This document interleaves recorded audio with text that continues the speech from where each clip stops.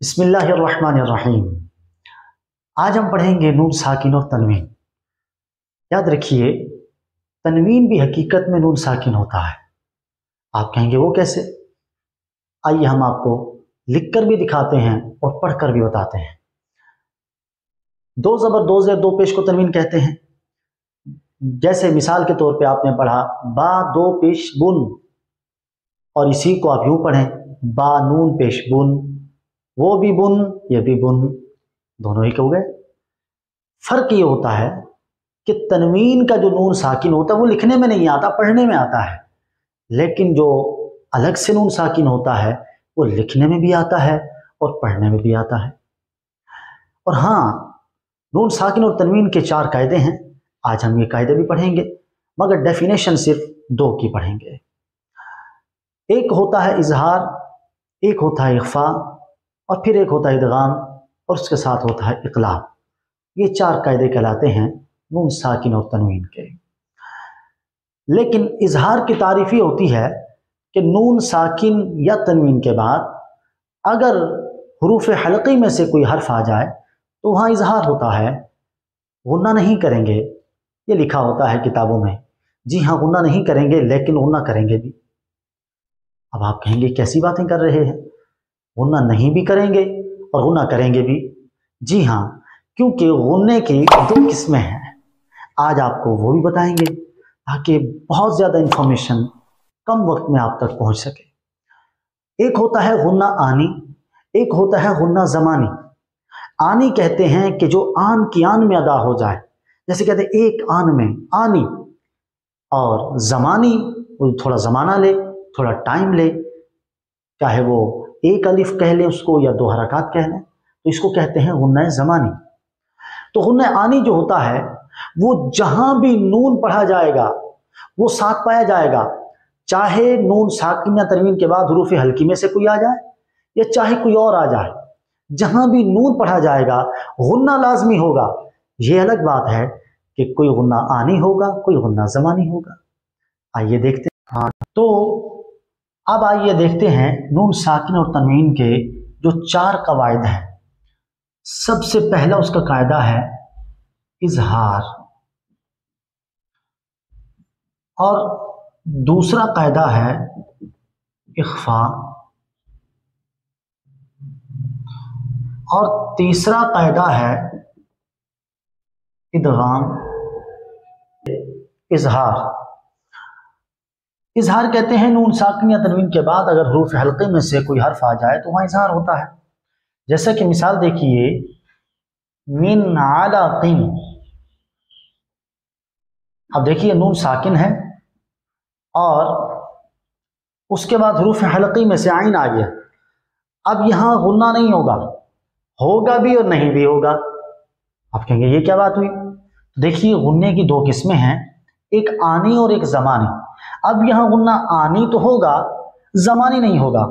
آنی یعنی آپ نون پڑھتے ہی وہ غنہ ادا ہو جائے گا، لیکن زمانی کا مطلب یہ ہوتا ہے کہ اس کو تھوڑا سا زمانہ چاہیے ہوتا ہے۔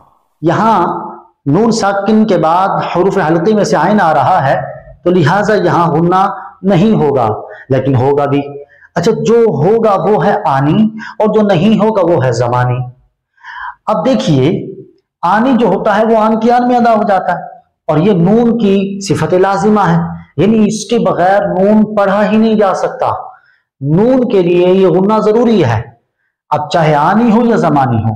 لیکن زمانی ضروری اس لیے نہیں ہوتا کہ وہ کسی سبب کے ساتھ ہوتا ہے، اگر وہ سبب نہیں ہوگا تو وہ کوئی لازمہ نہ ہوا، بلکہ لازمہ کیا ہوا کہ نون کی ذات میں ہی جو غنہ پایا جا رہا ہے، چاہے کوئی سبب ہو یا نہ ہو، تو اس صورت میں یہ صفت لازمہ ہے اور اس کو کہتے ہیں غنہ آنی۔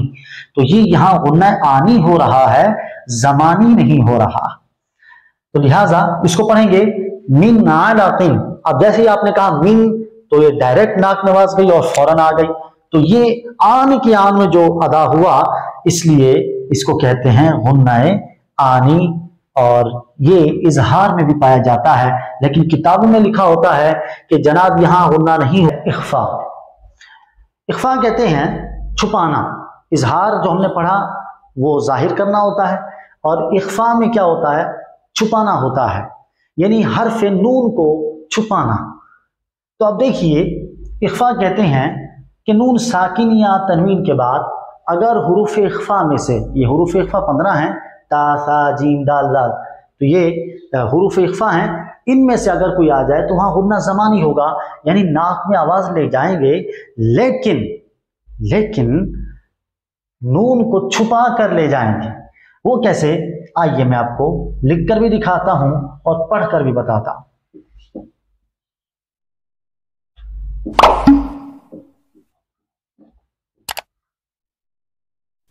अब देखिए मिन किताबिन, अब नून साकिन के बाद काफ आया, ये हुरूफ इख्फा में से है, तो यहां गुन्ना होगा, लेकिन गुन्ना ज़मानी होगा, गुन्ना ज़मानी होगा, लेकिन नून के अंदर इख्फा होगा, यानी नून को छुपाएंगे, जाहिर नहीं करेंगे। क्या मतलब?